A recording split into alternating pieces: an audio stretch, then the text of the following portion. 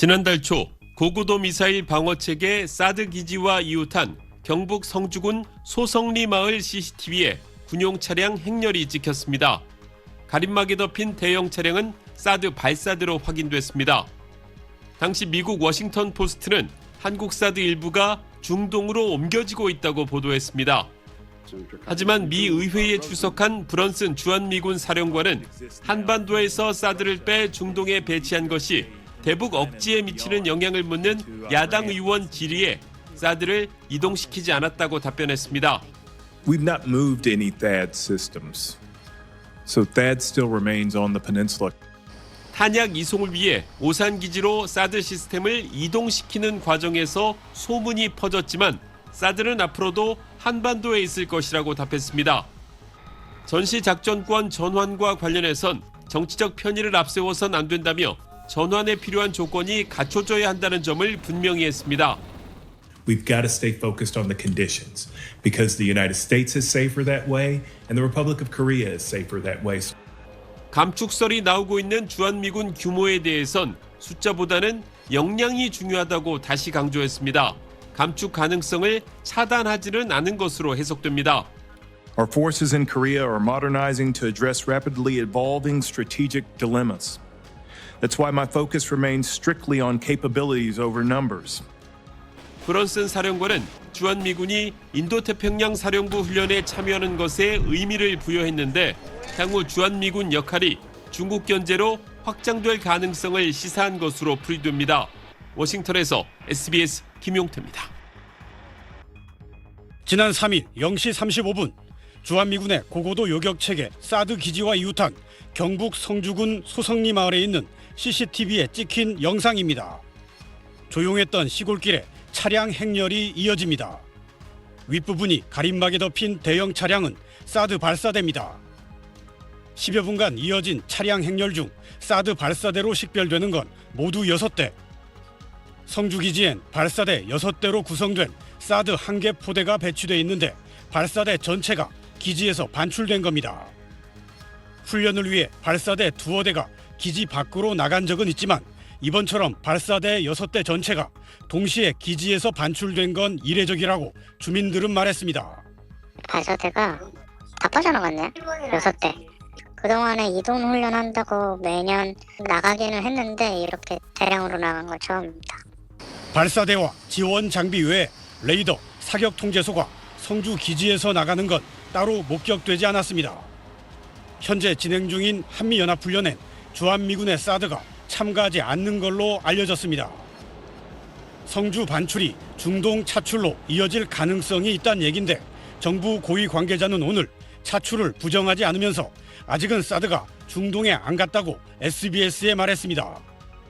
미국 워싱턴 포스트는 미 국방부가 한국 사드의 일부를 중동으로 이동시키고 있다고 우리 시간 오늘 보도했습니다. SBS 김태훈입니다. 경북 성주군 소성리에 있는 주한미군 기지에서 사드 발사대 6대가 반출됐습니다. 그곳엔 발사대 6개짜리 사드 1개 포대가 있는데 발사대가 모조리 반출된 겁니다. 저희는 소성리 CCTV 영상을 입수해서 이런 사실을 확인했습니다. 지난 3일 0시 35분부터 반출은 시작됐습니다. 저희가 확보는 했지만 공개하지 않은 영상도 있는데요. 그건 3일 오전 6시 전후로 오산기지 주변 도로에서 사드 발사대 차량들이 지나가는 영상입니다. 종합하면 사드 발사대가 소성리에서 출발해서 저속으로 오산까지 간 것으로 보입니다.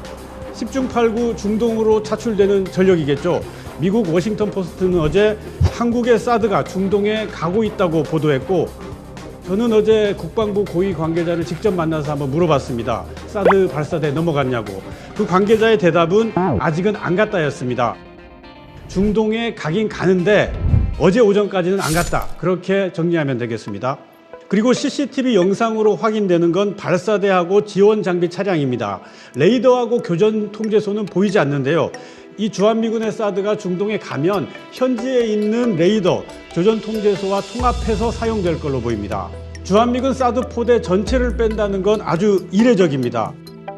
발사대가 다 빠져나갔네. 6대. 그동안에 이동 훈련한다고 매년 나가기는 했는데 이렇게 대량으로 나간 건 처음입니다.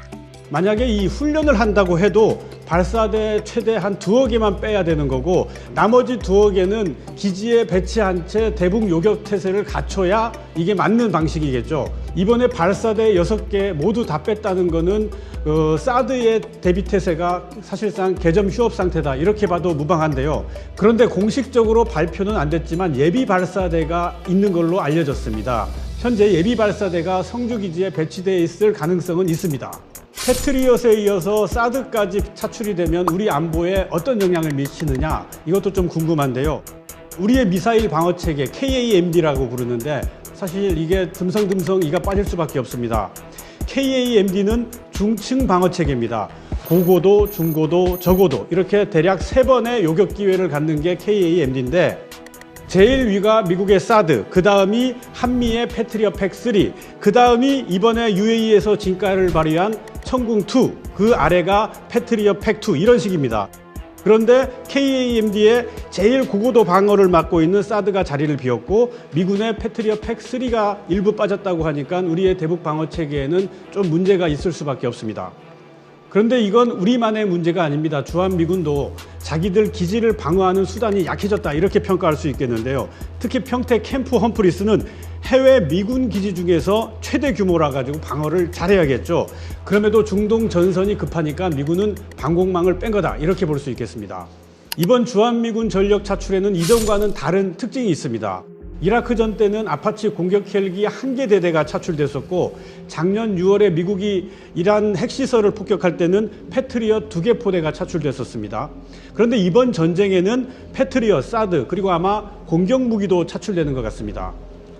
차출되는 무기의 종류 그리고 그 수량이 이전과 다르게 크게 늘어나는 거죠.